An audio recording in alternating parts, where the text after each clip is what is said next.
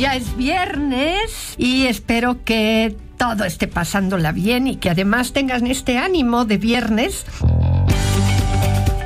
Fíjense que a veces hay que pensar en la casa como el hogar. Y ustedes me dirían, pues no son sinónimos.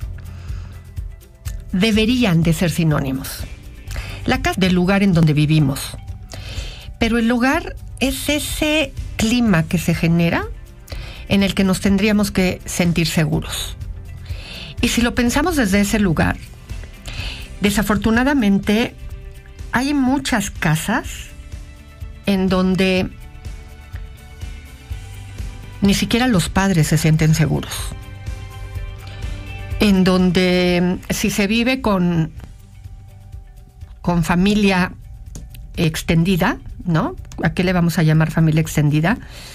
A cuñados, a suegros, a algún hermano de alguno de los padres, en donde hay un ambiente violento, en donde alguien por su agresividad o por su forma de consumir alcohol o por alguna enfermedad se vuelve alguien peligroso o que genera mucho estrés dentro de la familia, ya no necesariamente se vive como un hogar. Y el hogar debería de ser, más bien la casa se convierte en hogar, insisto, cuando el lugar tiene el clima que constituye un espacio seguro para cada miembro. A veces, por cómo tratamos a los hijos, o por cómo nos tratamos, o por cómo nos comportamos, si alguien tiene un exceso de poder, se puede sentir en su hogar, ¿no? Porque domina la situación, domina las circunstancias y crea miedo en los demás miembros, y entonces esa persona se siente en su hogar, que lo hace desde un lugar falso, porque el hogar en realidad tiene que ser un intercambio de afecto. Pero a veces la persona equivocadamente se siente en su hogar, y es porque tiene a todos los demás atemorizados. El tema es que ese hogar tendría que tener características para facilitar, en este caso en particular, que los niños puedan expresar y ser ayudados en su proceso educativo. Y vamos a platicar un poco de eso en el programa de hoy. Pero la primera pregunta que te tendrías que hacer es, ¿tú sientes que esa tu casa es tu hogar? Hablando de la diferencia entre tu casa y tu hogar, es bien importante entender que cada uno de tus hijos debería de sentir como hogar su casa, y dentro de ese hogar sentirse seguro de poder expresar sus emociones, porque ahí es donde tiene que aprender a expresarlas y poder ir sabiendo que cada una de sus emociones tiene nombre, y que además de expresarlas y de poder irlas conociendo, tendría también que saber cómo se puede expresar la emoción, el derecho a sentirla, cada una de ellas, y qué sí puede o cómo sí puede expresarla y cómo no expresarla, cómo modularla sin tener que desaparecerla o negarla,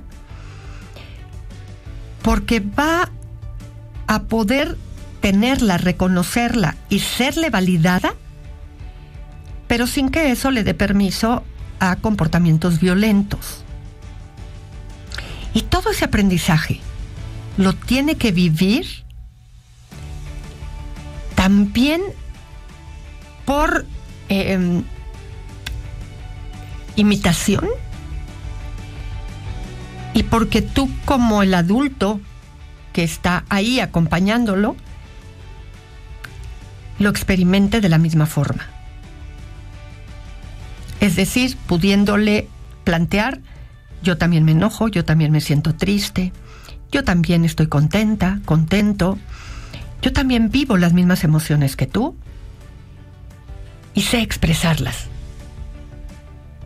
sin que salgan con una fuerza arrolladora, sin que tú tengas que pagar las consecuencias de mis emociones, porque así como yo ya las manejo, tú también poco a poco vas a ir aprendiendo a hacerlo.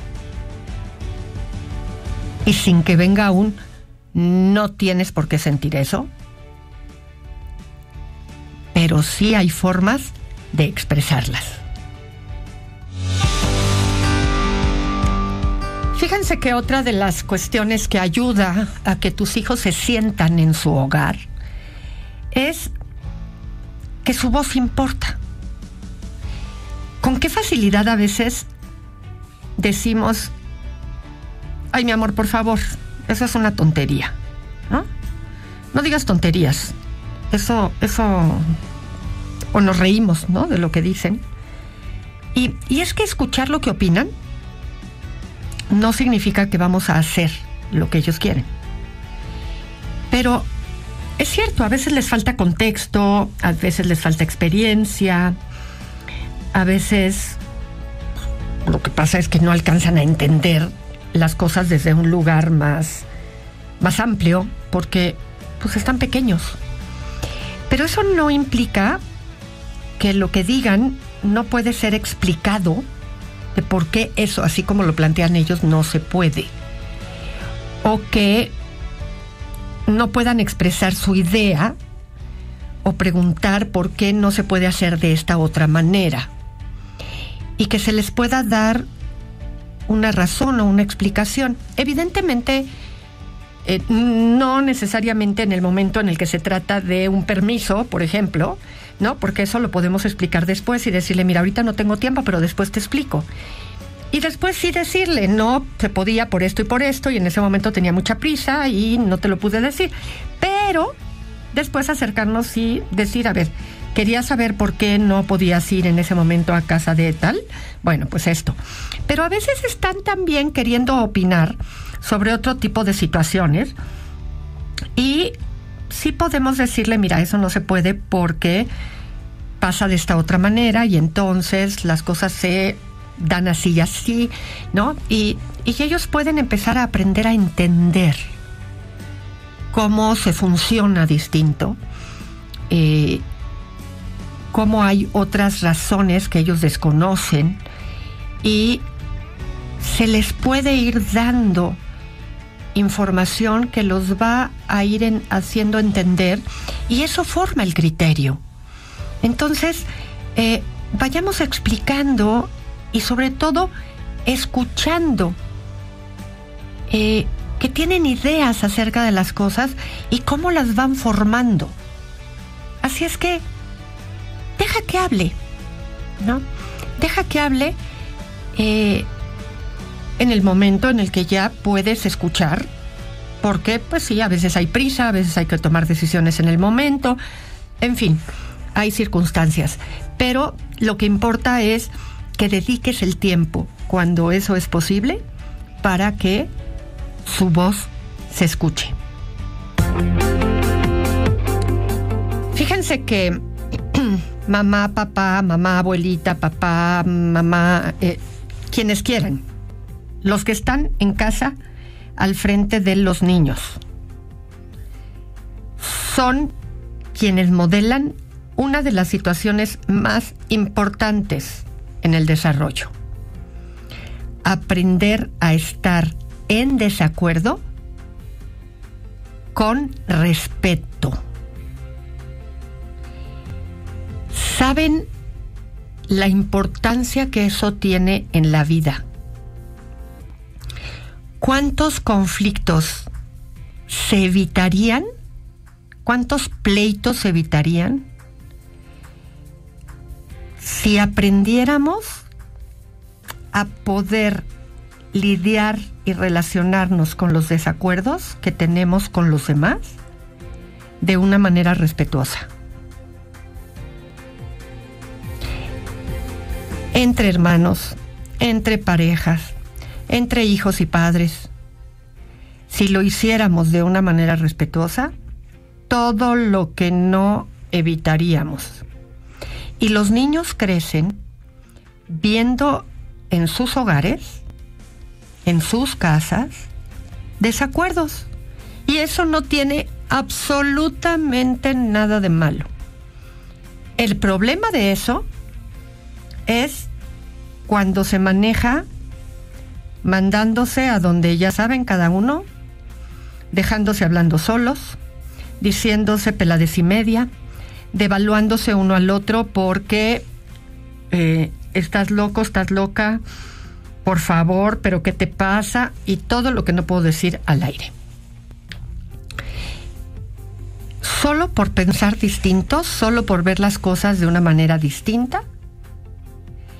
Y el esquema es estar en desacuerdo. Cuando hay muchísimas formas de ver la vida de manera diferente.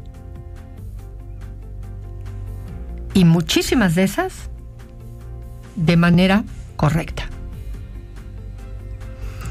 Si los niños lo aprenden y además aprendemos a respetar a nuestros hijos por ver las cosas de diferente forma, ahí en casa, ellos lo aprenden. ¿Tú sabes hacerlo? Fíjense que el cerebro aprende cuando se siente seguro. Y es por eso que cuando mamá y papá, o quienes eduquen, lo hacen con gritos, con amenazas, los niños no aprenden a gestionar sus emociones, a expresarse con respeto, o como querríamos todos, ¿no? A portarse bien.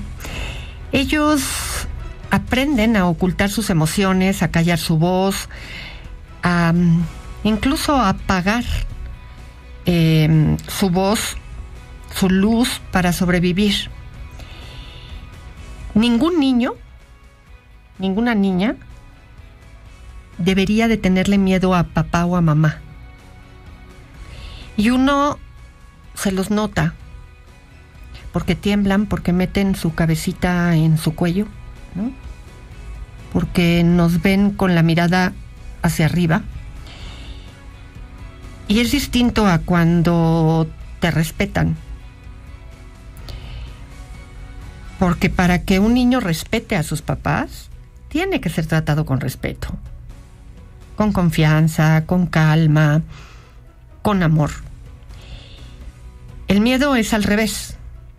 Impones, te desconecta del hijo, lo lastima mucho.